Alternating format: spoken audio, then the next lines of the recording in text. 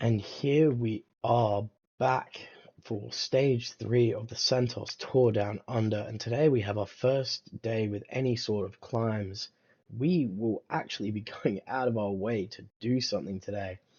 Basically, we're going to send Chris Harper on the very base of Knott's Hill and see if he can get a gap. If he doesn't, we're going to let Plapp go off on the attack. So it's going to be a 1-2 punch. We're going to drill the pace up Ashton climb. We're going to drill the pace up Knott's Hill.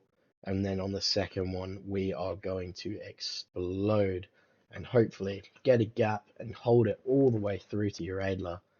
If we don't, I'm confident that Flappy will have enough energy to stick with the group.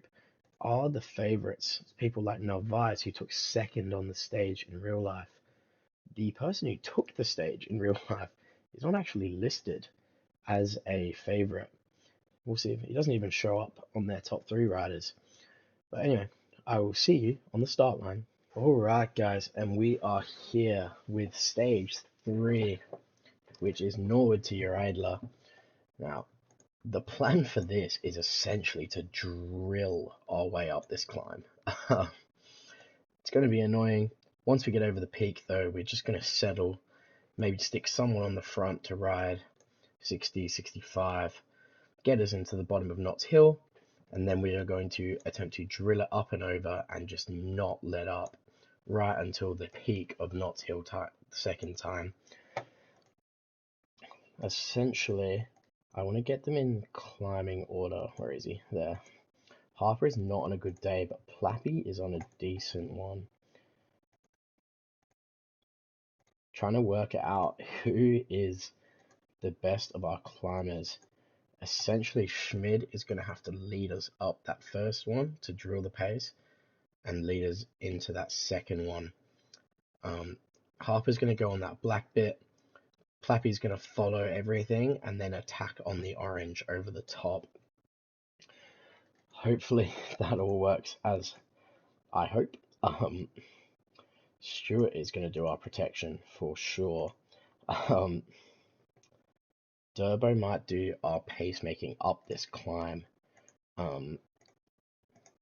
Hepburn is going to follow. Kellen O'Brien is going to follow Harper. And that is how we're going to do this. Yeah, essentially Durbo is going to absolutely drill some pace.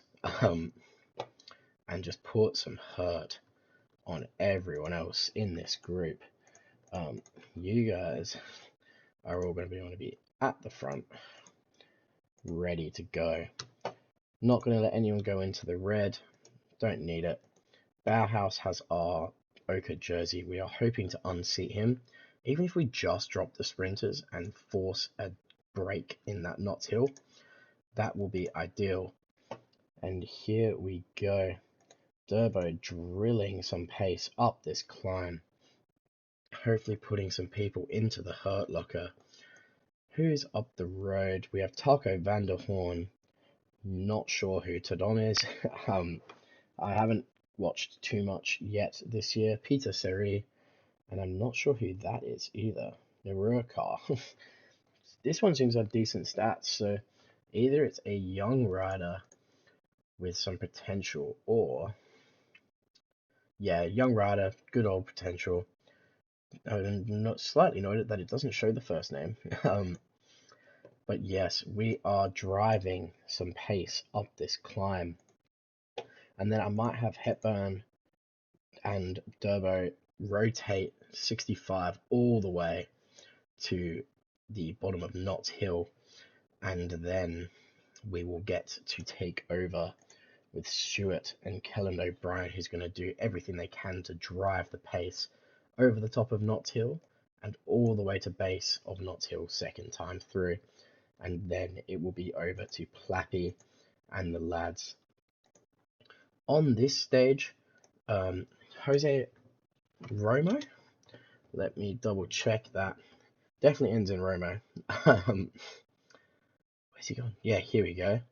Romo ended up jumping away from the group taking a small time on a surprise attack, went again on one of the later stages to really stamp his authority on the race, ended up being caught before the line, but really good show from him, and it's a good sign for the rest of his season, the way he rid this race.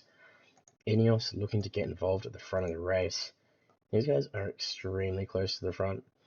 I'm not expecting to cause anyone to go out the back. I just want to hurt the legs of everybody in this group.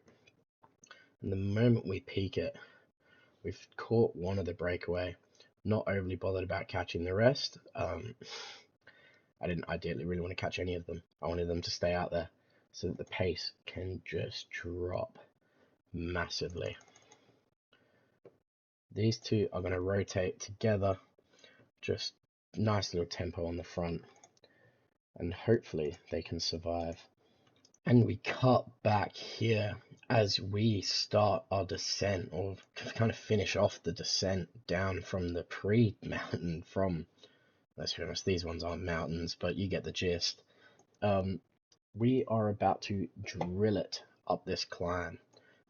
Just really put some hurt into the legs. When Stewart and O'Brien over the top, they're going to do basically just drilling as hard as they can to the base of Knott's Hill. That's going to be their job. Stewart's going to set 90 up this hill. We're all riding on the front, trying to put some pain. Durbo and Hepburn both absolutely drilled it for us throughout this entire time period. Once we got to the base of this climb, they were just done. So I kind of just gave them, for all intents and purposes, the afternoon off. See if they can hold on. Welsford is out the back with no support. And now we are going to start our drilling of the pace like this. These boys are all going to sit a little bit further back in our group. Oh, you two are going to continue doing what I just told you to do. They're going to maybe struggle to stay at the front. I get the feeling a couple of these lads are going to really start prepping for this intermediate sprint. Flappy's going to get some protection. In fairness, I might let Schmid go rather than Harpy. Harper can sit with, so I might just do this, and that's going to be how they go for the rest of this stage. Ideally, these boys hang on to that group just to make our lives a little bit better. I just don't want to give some of the I don't want to say lesser riders, but some of those riders that aren't so good up the mountains a chance, and see if we can form some breaks like this. The pace is putting out some good riders like Mollema. I'm not sure I'm going to find anyone else, and I'm going to do this again. Yep, it's still not Jasper. Mark Soler out the back, and just trying to keep these riders away from stage victory. Welsford really could have done with some help. He's not having the same luck here as he did in real life. These boys may struggle. I'm going to see if I can get these boys up to the front. I doubt it. But if I can, in an ideal world, they'll come right back up to the front after a little bit of a rest, and they will take the front and just really continue helping out. I feel like, yeah, there's a lot more teams coming in to support our attempt at pace. Durbo made his way back to the front, absolutely wrecking himself for the good of the team. And now, as soon as he gets there, essentially, we are going to prep our attack. With 15 Ks to go, we're going to start getting ready to launch. Schmidt is going to lead us down. These guys are struggle with downhill, so we might not drill it on the way down. Every single one of you. O'Brien can follow to start, but these boys all are just going to ride at 59 through to the finish, maybe even 55, just give them a little bit of a break. As we start going down the descent, I'm going to drop the pace so that the boys can follow. And in an ideal world, we will get the chance to just really set some issues up for everybody. Schmid is going to be the one who's allowed to go on the base of this climb as Rokas starts coming around. Why is Durbo still following? Durbo just happens to be probably a good descender, relatively. As we get ready for our ascent, we follow the attack from others, and we might just be letting Plappy loose earlier than we'd intended, but this attack kind of limits our options. Plappy is going to go the moment this attack stops. Is that Oscar Onley absolutely destroying us? No, Limeriser. Plappy is going to go. Schmid is going to just stop drilling some pace. Take all the pace out as Plapp goes on the attack. And as soon as he gets a gap, he's just going to go. The gap is formed. Schmid and Harper are going to just drill themselves into the ground in an attempt to kind of stabilize. Having a few people go with flap might not be the worst thing to happen. Although if the whole group comes, that is not ideal. Can we get a gap? Maybe. That might be a gap. Maybe. I don't think we're getting one, are we? Although that is a gap. If we can get everyone up to the front and keep those behind, that would be ideal. These boys are going to come through. See if we can force something. Are we going to cause a split? Maybe not. So what we're going to do is just get ready for a sprint. See if we can recover some energy and really give ourselves a chance. Harper is going to come to the front. We did create a gap. I don't think anyone is behind that is worth keeping behind. Like Ryan Mullins there, but he's just leading that. We'll see if we can get our sprint energy back, but at 1.8k to go, we're going to launch with Schmid. Harper is going to do what he can, and Plappy is going to ideally come out of the wheel with 1.2k to go on the downhill. Samuel Watson sprinting away, Swifty with him. 1, 2, 3 maybe for Ineos, unless Bettiol takes it. Harper managed to get the sprint finish, which is mildly annoying. But 5th, 6th, 7th for Jayco. Not what we wanted.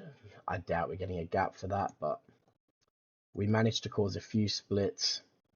We managed to get what we wanted out of it. And yeah, just going to swim through. Welsford is in a world of hurt. He's going to make the time cut comfortably, but just finished 16 minutes behind the main group. That is not ideal for someone of his caliber, especially when all the other sprinters made it through to the end. Ineos 1, 2, 3 just had some decent sprinters at the finish of a tough stage. Quinton Pacher kind of came with us. Stevie Williams. Yeah, Limeriser gave us a nice little challenge up the climb.